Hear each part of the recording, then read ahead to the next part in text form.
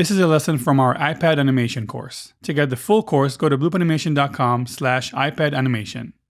In this video, we're going to look at how we can use ToonSquid to do frame-by-frame hand-drawn animation like we've been doing in our other shots.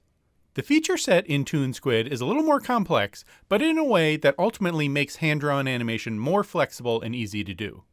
As an example, I'm going to quickly set up a background on this first layer on our timeline.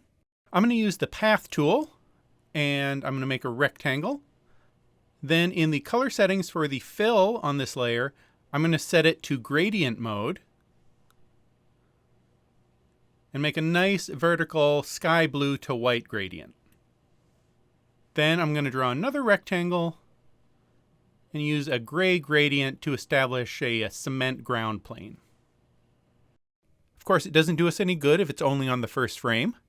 To extend this layer further down the timeline, you can hit the extend button and it will expand one frame at a time.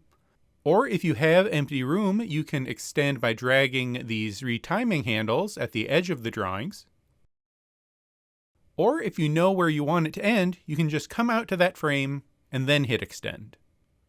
By the way, you can pinch and zoom to scale the timeline to whatever level of detail you need. It's important to keep your layers labeled. Now I'm going to add a new layer that we'll actually animate on. And then with a regular pencil, I'll just start roughing something in. To do that, we need an actual drawing on this layer. I can add one with the Add Drawing button. Or if you go past that and are in empty space, when you draw, it will automatically make a drawing. So right now, these drawings are on 1s. If we want to put them on 2s or 3s, we need to retime them. First, I'll make sure magnetic mode is on down at the bottom. This way, when I grab the retiming handles and extend or contract a drawing, the others will move with it. Now, there is a way to extend multiple drawings at once, but it is a little tricky. There's a gesture to select multiple frames. You have to double tap and then immediately drag. It's hard to master, but once you have it, you'll be able to drag out a selection box to select multiple frames. Then if you drag the retiming handles, they'll all extend and retract together. Now if that seems like a pain because you know you'll mostly be drawing on 2s or 3s, you can change the default drawing length in the settings. Go to Actions, then Settings, General, and then under Drawings, you can set that to 2. Then whenever we add a drawing, it defaults to being 2 frames long. If you ever want to split a drawing, you can tap it and pick Split Drawing, and it will split the current drawing into 2 at wherever you had the playhead. Next, before I start animating on these drawings, I'll use the Onion button to turn on onion skinning, so that I can see past and future drawings as a reference. I'm just going to clear what I've already drawn so that these drawings are empty. Before I start drawing, I'm going to select our background layer, and then I'm going to lower the opacity so I can see the actual edges of the stage. Then I'm also going to tap on that background layer and lock it, so I don't accidentally select it.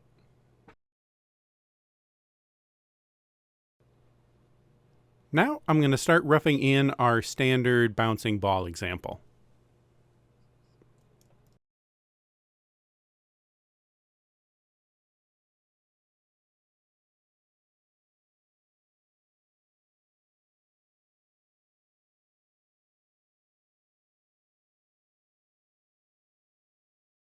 If you want to change how the onion skinning looks, press and hold on the onion button, and you have a whole bunch of options here.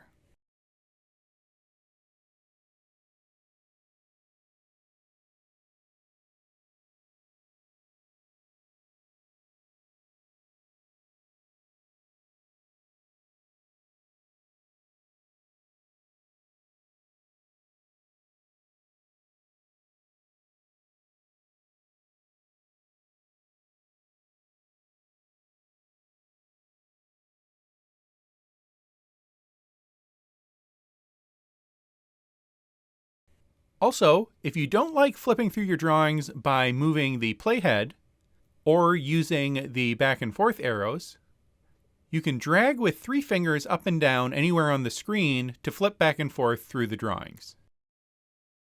You can adjust the sensitivity of that under Actions, Settings, Gestures, and Page Flip.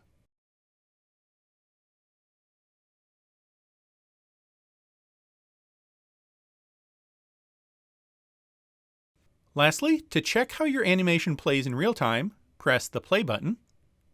If the loop button is enabled, the animation will loop.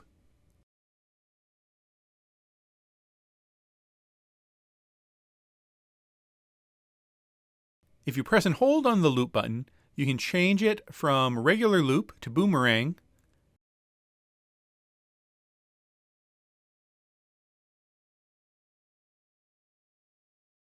And if you only want to look at a specific part of the timeline, you can specify the frame numbers for the start and end of the loop. You can also set the loop range by tapping on a frame on the ruler above the timeline and choose either start loop or end loop.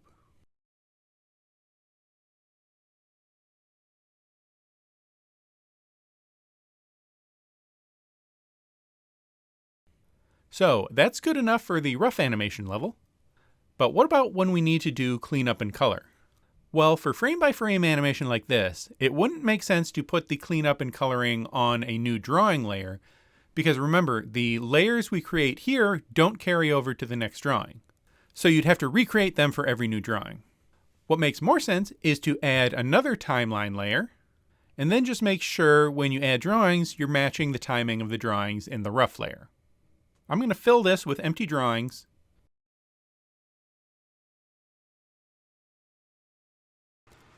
Then I'm going to give it a name. This is the clean layer.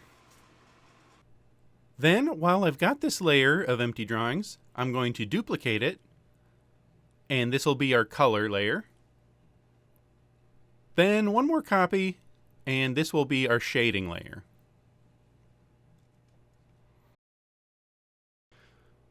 Then let's put those in the right order. Then for the rough layer, I'm going to go to the properties and lower the opacity of that animation layer. And then one more important thing, on the rough layer, I'm going to select disable onion skin. That way, as I'm cleaning up on the clean layer, I'll only see the onion skin for that layer. With the layer ready, I'm going to switch to one of the inking brushes, then close all my menus and draw over top of the ball.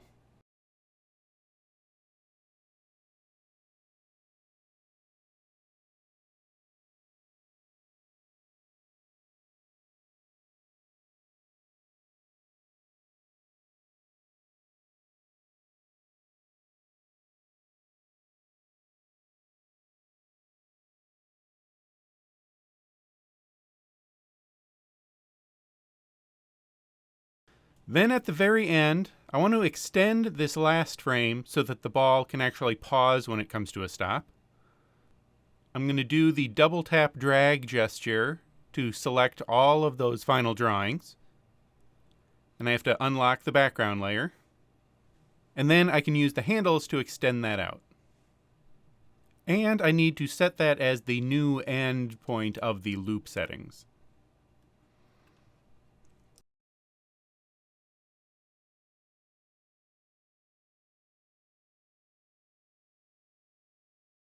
Once I have my cleanup lines done, I can tap that layer and set as fill reference.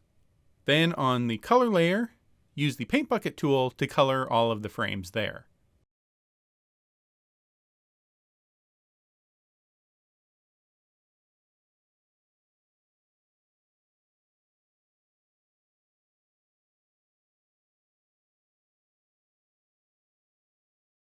Now on the shading layer, I'm going to tap that and hit toggle mask, and that will clip it to the layer below it.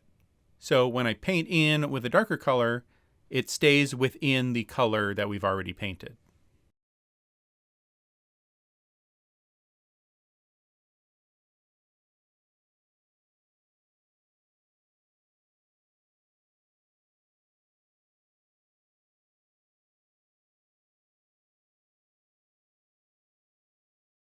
Now you can end up with a lot of layers, especially if you have multiple separate elements that you're animating in the scene. So it's good to put each set of layers in a group so you can collapse them down to keep organized. So that's it for the frame-by-frame animation process.